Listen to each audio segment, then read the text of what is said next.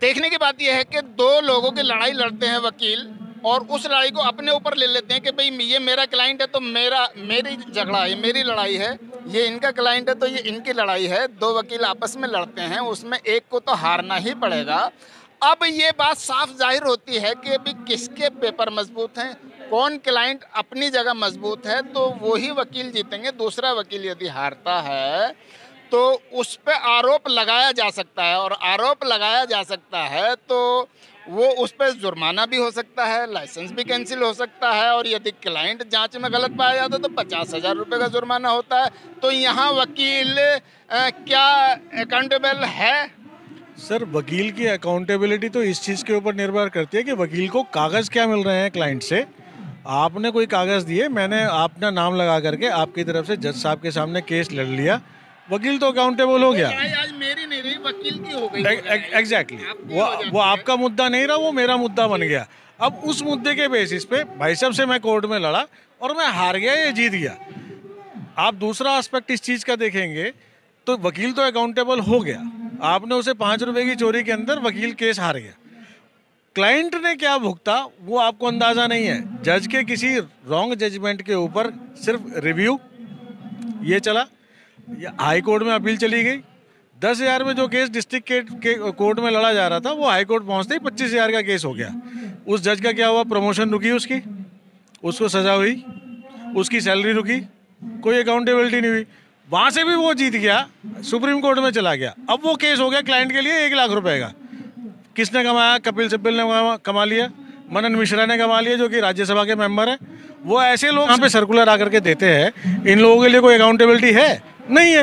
ये 500 रुपये वाले, 1000 रुपये वाले, 500 रुपये वाले वकील, इनके लिए सारे के सारे नियम कायदे कानून आ गए, लेकिन जुडिशरी के लिए कुछ नहीं है। ये बहुत ही फाउंडर मेंबर है यहाँ के, इस कोर्ट के, ये आपको इस कहानी को अपने शब्दों में बयान कर देंगे। ये लड़ाई क्लाइंट की नहीं रहती, कोर्ट में आने के बाद वकीलों की हो जाती है, और कोई वकील ये नहीं चाहेगा कि मैं हारूं इस केस को, क्योंकि उसमें वकील की अपनी हार होती है। तो इसको आप कैसे देख रहे हैं और क्या इसमें आपका सुझाव है? देखिए, आपका ये धरना चल रहा है, 6 दिन हो गए, आप अपनी बात नहीं मनवा रहे, आज 7वां दिन है, तो आप आगे क्या करेंगे और क्या है इसमें? देखिए, सबसे पहले मैं बताना चाहूँगा कि वकीलों ने या जो हमारे बार एसोसिएशन थी और अदर स्टेट की, उन्होंने एक सुझाव मांगा था कि भाई हमें प्रोटेक्शन एक्ट हमारे फेवर में लागू किया जाए, और सरकार करे, सेंट्रल गवर्नमेंट भी करे, और जिससे वकीलों का बचाव हो सके। और वो प्रोटेक्शन था बाहरी लोगों से बचाव, ठीक है। और कई जगह ऐसी गुंडागर्दी होती है या वकीलों के ऊपर हत्या अटैक होते हैं और क्लाइंट मारने के लिए चढ़ जाते हैं, क्योंकि हम जो है ना, रात दिन क्लाइंट सिर्फ बुराई से लड़ता है।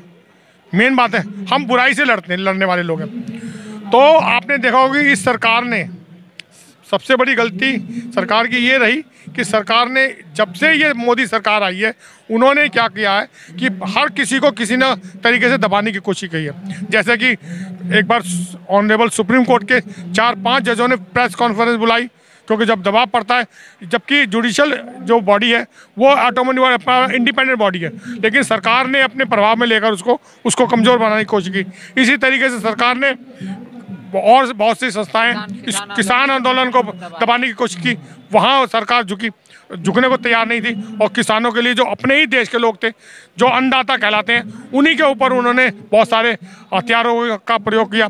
तो ये सब बातें से पता लगता। अब एक वकील कम्युनिटी है, जो एडवोकेट कम्युनिटी है, लॉयर्स कम्युनिटी जिसको बोलते हैं, वो एक इंडिपेंडेंट बॉडी होती है, वो किसी का गुलाम नहीं होता, वो किसी का सरकारी कर्मचारी नहीं है, वो अपने बलबूते पर लड़ता है। और आपने जैसा बताया कि वकील केस हारता है, वकील कभी भी कोई केस नहीं हारता।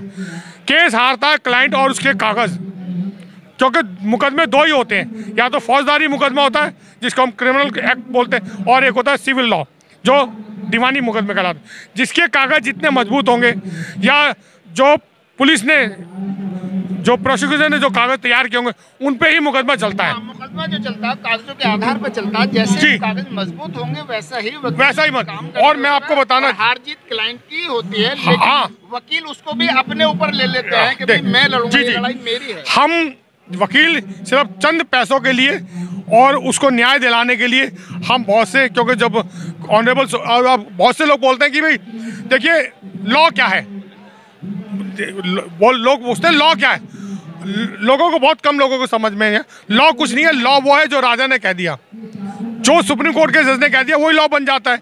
जो हमारे यहाँ जजमेंट होते हैं वही लॉ है। हम उन लॉ को टेबल पे लाने की कोशिश करते हैं। तो एक ऑनरेबल सुप्रीम कोर्ट ने एक ये भी जजमेंट दिया था हमारे फेवर में, वकीलों के फेवर में, कि अगर लैक ऑफ नॉलेज की वजह से अगर कोई मुकदमा हार जाता है वकील, तो उसके लिए वो जिम्मेदार नहीं होगा। क्योंकि हो सकता है कोई जो नई साइटेशन आई हो या नया फैसला आया हो, उसकी मुझे नहीं है नॉलेज, और वो दूसरा वकील उसको लेकर जीत जाता है, या हम अपील में चले आते हैं रिवीजन। क्योंकि जजे को के जजमेंट भी तो रिव्यू होते हैं और उनके भी तो सेटिस्फाइड होते हैं जजमेंट, उनके ऊपर जिम्मेदारी क्यों से सरकार इस अमेंडमेंट बिल को लेकर आकर हमें जिम्मेदार बनाना चाहती है। तो आप अगर हमें जिम्मेदार बना रहे हो तो अपने आप भी जिम्मेदार बनिए। आप इस सरकार के कई नुमाइंदे, कई MP MLA ने और इवन हमारे भारत के प्रधानमंत्री तक ने कई वादे किए, लेकिन वो वादे झूठे निकले। 2 करोड़ नौकरियां नहीं दी, 15 लाख नहीं आए किसी के वाले, आपने स्कूल बंद कर दिए, टीचरों को घर बैठा दिया। तो इस तरीके का करते हुए इन्होंने देखा जी एक ये जो लॉयर कम्युनिटी है बहुत बड़ी कम्युनिटी है, और इसको कैसे आप दबाने की कोशिश करें। तो ये बिल के द्वारा ये उसको हमारे को कमजोर करने की कोशिश कर रहे हैं। मुद्दे की बात में आ जाते हैं, आपका 6 दिन से जो धरना चल रहा जी है, 7वां दिन है आज जी। तो इसके मुद्दे क्या है, मेन बात थोड़ा सा बताएं जिससे लोग समझ जाए। मैं आपको दिखा देता हूँ, मेरे पास एक मैसेज आया था। देखिए, एक तो ये है कि अगर वकील कोई मुकदमा हार जाता है और क्लाइंट को लगता है कि ये वकील की वजह से मैं हारा हूँ, तो वो उससे कंपनसेट मांग सकता है, मुआवजा मांगता है। 3 लाख का फाइन उस पर जुर्माना हो सकता है वकील के ऊपर, जो नाजायज़ है। क्योंकि मैंने बताया पहले भी आपको कि कोई भी व्यक्ति 2 व्यक्ति लड़ते हैं या कुश्ती भी लड़ लें तो एक तो हारेगा, ये तो जायज़ बात है। तो जो हारने वाला है वो, उसके ऊपर आप इल्ज़ाम कैसे लगा सकते हो कि वो जानबूझकर हारा या अपनी मर्जी से हारेगा? क्योंकि कोई भी व्यक्ति 2 की एक को हारना ही निश्चित है। वकील पे 3 लाख का जुर्माना लगाया जा सकता है यदि क्लाइंट उसमें गलत पाया जाए जांच में तो उस पर कोई यदि इसी तरीके से यदि कोई जज फैसला देता है और वो दूसरा वकील अपील में चला जाता है और वो जजमेंट ही सेटिस्फाइड, क्या वो जिम्मेदार है? क्या वो अपनी जिम्मेदारी लेगा कि मेरी कमी की वजह से मैंने गलत फैसला दिया? क्लाइंट पे 50,000 रुपए का जुर्माना और 3 लाख का जुर्माना। तो इसी को लेकर आप जो नहीं, और दूसरा यह है कि उन्होंने हमारे को उन्होंने एक और इसमें सेक्शन जोड़ा गया जिसमें हमारे को कंज्यूमर प्रोटेक्शन में ले आए, जबकि हम कंज्यूमर है ही नहीं हम, क्योंकि हम उपभोक्ता में नहीं आते।